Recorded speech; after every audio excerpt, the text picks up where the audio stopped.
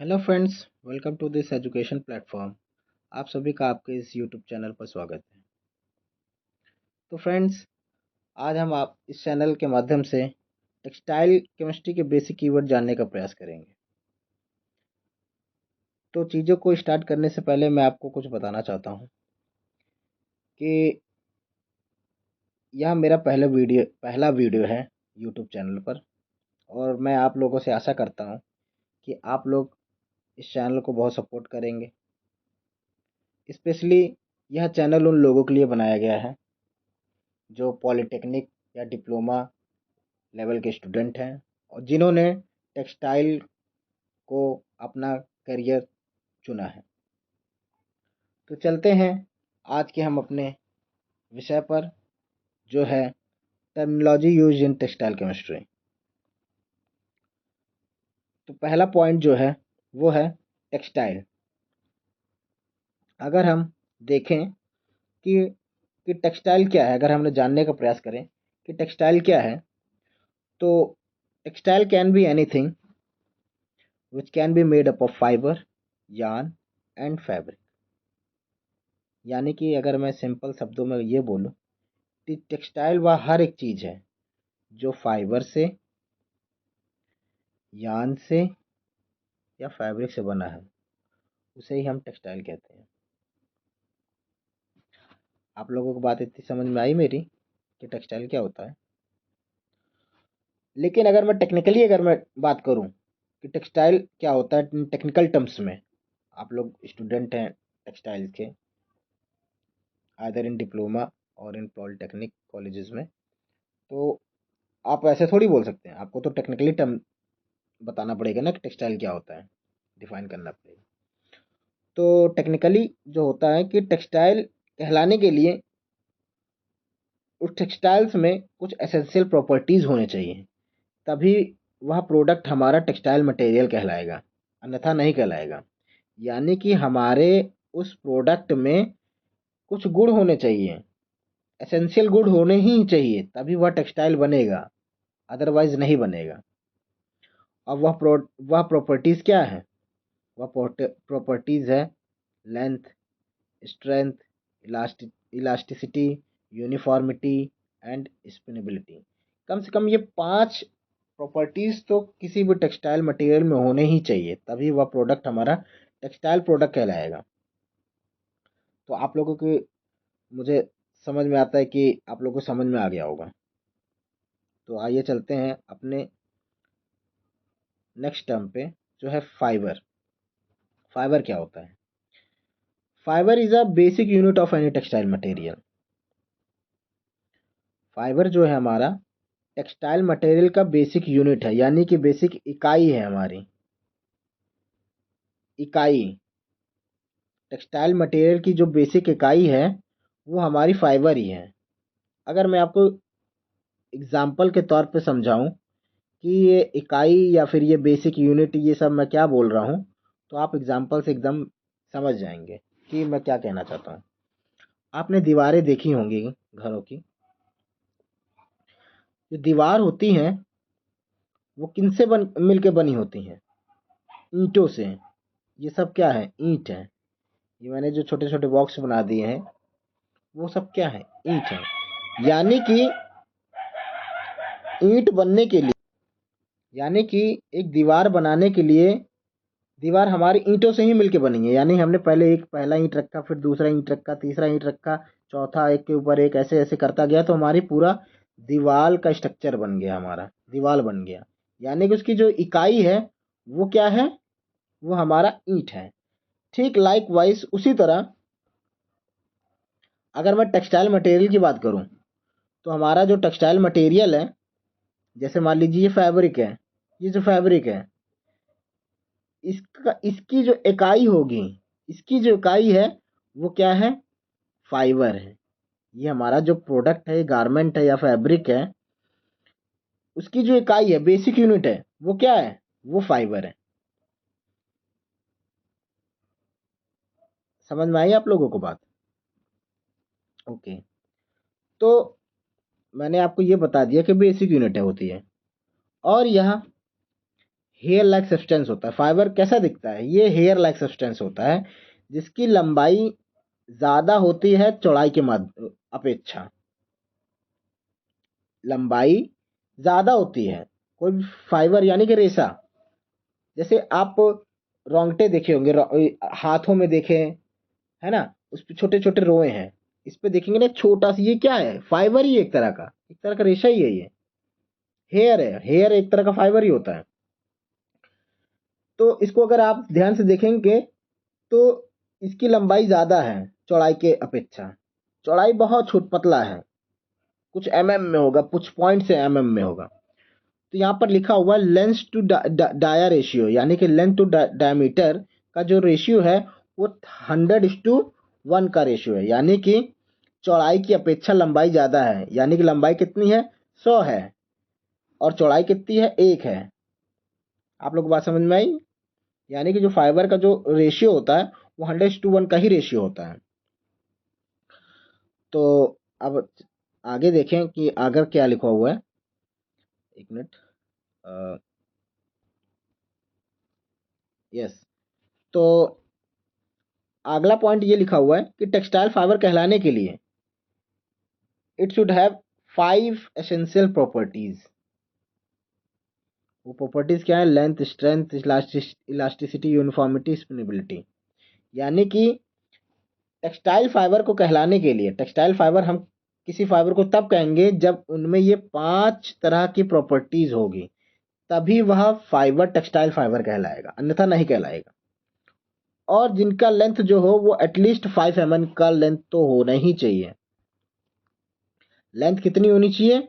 5 mm, तभी वो हमारा फाइबर कहलाएगा, अदर फाइबर की कैटेगरी में आएगा। I mean fibre, textile fibre की कैटेगरी में आएगा।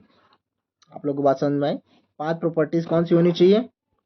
Length, strength, elasticity, uniformity and spinnability. Okay, then आगे देखें। नोट पर लिखा हुआ है, नोट पर अगर गौर देंगे आप, यहाँ पर मैंने लिखा हुआ है कि सभी टेक्सटाइल फाइबर फाइबर हो सकते हैं। सभी टेक्सटाइल फाइबर हमारे फाइबर हो सकते हैं, लेकिन सभी फाइबर टेक्सटाइल फाइबर नहीं होते हैं। एग्जाम्पल अगर मैं देखो, एग्जाम्पल पे गौर करिएगा आप। ये मैं कहने का सेंस मेरा क्या है कि जैसे कि ह्यूमन हेयर आपने देखा होगा, देखा क्या होगा, सबके पास होता है ह्यूमन हेयर। बाल, सिर के बाल अगर देखेंगे आप तो वो क्या है? हेयर है। Hair means fibre. तो अगर हम उसको देखें तो इसमें देखो हेयर लंबे भी होते हैं, चलो ठीक है, पहली प्रॉपर्टी तो फुलफिल कर रही है हमारी। लेंथ है, इस पे मजबूती भी है, लेकिन इलास्टिसिटी नहीं है। यूनिफॉर्म भी है, बाल देखे एकदम सफ़ेद, एकदम मतलब सीधे हैं, यूनिफॉर्मली डिस्ट्रीब्यूट है। यूनिफॉर्मिटी भी है, लेकिन स्पिनेबिलिटी नहीं है। 3 चीज़ें हैं, लेंथ, स्ट्रेंथ एंड यूनिफॉर्मिटी, लेकिन 2 चीज़ें नहीं है। क्या नहीं है? इलास्टिसिटी और स्पिनेबिलिटी। ये 2 चीज़ें नहीं है। इसीलिए जो ह्यूमन हेयर है वो हमारा सिर्फ और सिर्फ फाइबर है, ना कि टेक्सटाइल फाइबर है। यही मैंने लिखा हुआ है, सभी टेक्सटाइल फाइबर फाइबर हो सकते हैं। सभी टेक्सटाइल फाइबर फाइबर हैं, भाई वो तो फाइबर होंगे ही, लेकिन सभी फाइबर टेक्सटाइल फाइबर नहीं हो सकते। क्यों नहीं हो सकते? अगर जिनमें ये 5 गुण होंगे तभी वो टेक्सटाइल फाइबर होंगे, बनेंगे, अन्यथा नहीं बनेंगे, वो फिर फाइबर ही रहेंगे। अब जैसे एक और एग्जांपल मैंने लिखा हुआ है यहाँ पर कि स्पाइडर वेब, आप देखेंगे तो ये लिखा हुआ मैंने स्पाइडर वेब। स्पाइडर वेब आपने सबने देखा होगा कि क्या होता है। स्पाइडर, जो घरों में देखेंगे ना, मकड़ी के जाल, जो जाल लगे होते हैं, स्पाइडर वेब उसी को तो कहते हैं। उसमें आप देखेंगे लंबाई होती है, लेकिन स्ट्रेंथ नहीं होती है। इलास्टिसिटी बहुत होती है, स्ट्रेंथ नहीं होती है, और स्पिनेबिलिटी नहीं होती है। स्पिनेबिलिटी का मतलब होता है इन द सेंस, अगर मैं ये बोलूँ स्पिनेबिलिटी मतलब ट्विस्ट करना। भाई धागे को बनाने के लिए हमें थोड़ा थोड़ा सा उस धागे में ट्विस्ट लाना पड़ेगा, तभी वो धागे मजबूती आती है। और अगर वो ट्विस्ट लाएंगे, अगर वो धागे टूट जा रहा है तो धागा बनेगा ही नहीं। फाइबर हमारा टूट ही जा रहा है बार बार ट्विस्ट करते ही वक्त, तो कभी वो यान बनेगा ही नहीं। तो ठीक, अगर ये प्रॉपर्टीज हैं तो टेक्सटाइल फाइबर कहलाएंगे। और ये प्रॉपर्टीज़ नहीं है तो टेक्सटाइल फाइबर ना होकर सिर्फ फाइबर कहलाएगी। आशा करता हूँ आपको मेरी बात समझ में आ गई होगी। तो आइए हम लोग आगे चलते हैं, अपने नेक्स्ट स्लाइड पर चलते हैं, जो कि यान है। तो यान क्या होता है कि फाइबर से धागा बनाने की जो प्रक्रिया होती है उसी को हम लोग यान कहते हैं। यान जो है हमारा, it is a long continuous length of interlocked fibre, या फिर ऐसा कहें कि long continuous twisted textile fibre. Long, ये लॉन्ग हो गया, और ये कंटिन्यूअस है मतलब टूट नहीं रहा है। यहाँ पर देखिए, देखिए डिसकंटिन्यूअस का मतलब ये होता है डिसकंटिन्यू है, और ये हमारा कंटिन्यू है, और ये हमारा डिसकंटिन्यू है। तो यहाँ पर लिखा हुआ है लॉन्ग है, ये रहा लॉन्ग है, और कंटिन्यूअस भी है, टूटा नहीं है।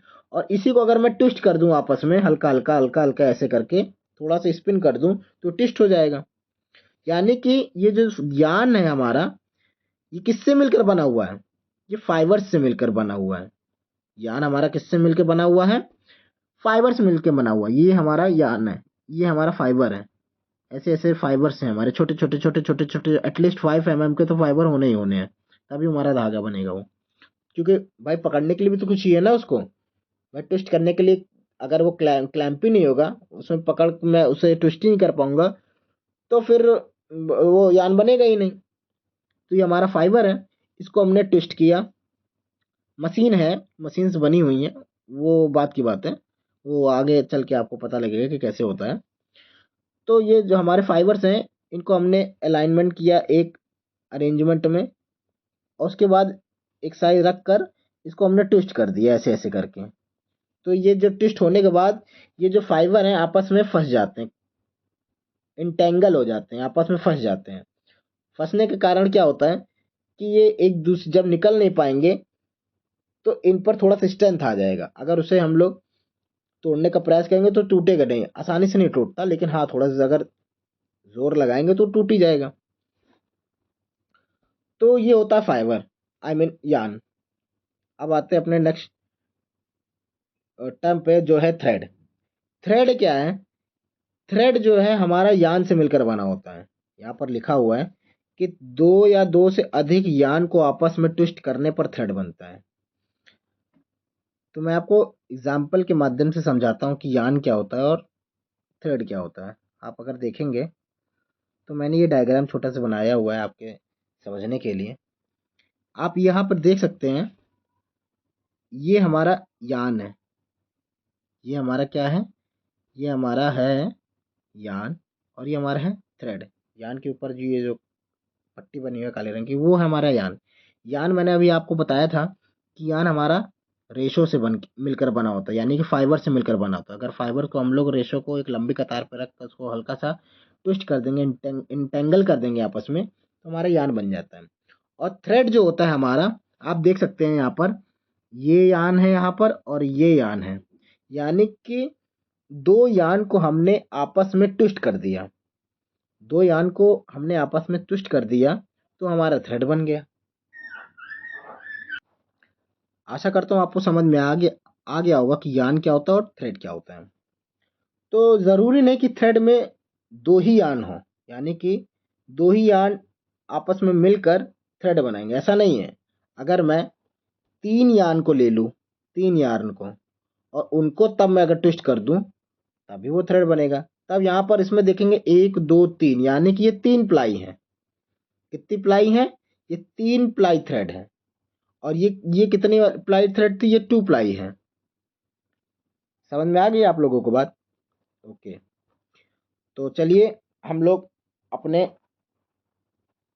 नेक्स्ट पॉइंट पर देखते हैं, जो है फैब्रिक। फैब्रिक क्या होता है?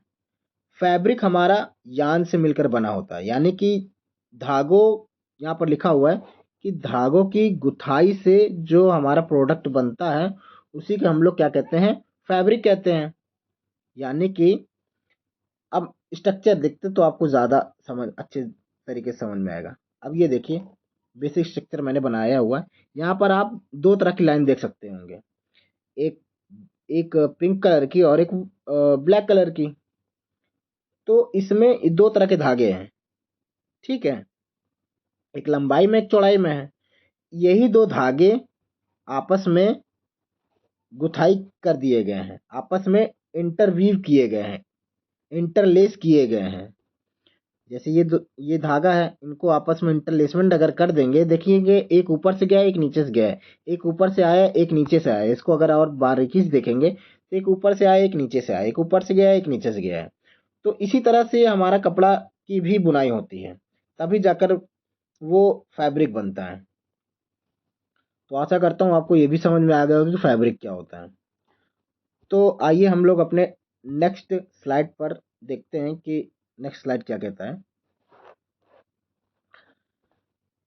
इस पर दिया गया है कि कन्वर्जन ऑफ यान, कि यान का कन्वर्जन, कि हमारा फाइबर से यान कैसे बनता है, फाइबर से यान बनता है और यान से हमारा फैब्रिक बनता है।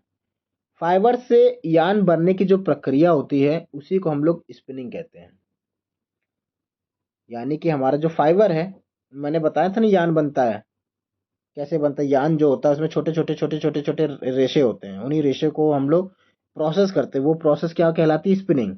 इसी स्पिनिंग प्रोसेस से हमारा जब फाइबर प्रोसेस होता है तो वो यान में कन्वर्ट हो जाता है। और यान अभी मैंने बताया फैब्रिक कैसे बनता है। यान को हम लोग जब आपस में गुथाई करते हैं, इंटेंगलमेंट करते करते हैं, इंटरलेस करते हैं, तो हमारा वो क्या बन जाता है, फैब्रिक बन जाता है। तो होप आप लोग को समझ में आ रहा होगा। अगर आप लोगों को मेरा ये पढ़ाने का तरीका, मेरा सेशन अच्छा लग रहा है तो प्लीज़ आप लोग इस चैनल को बहुत बहुत सपोर्ट करिएगा, लाइक करिएगा, कमेंट करिएगा, सब्सक्राइब भी करिएगा।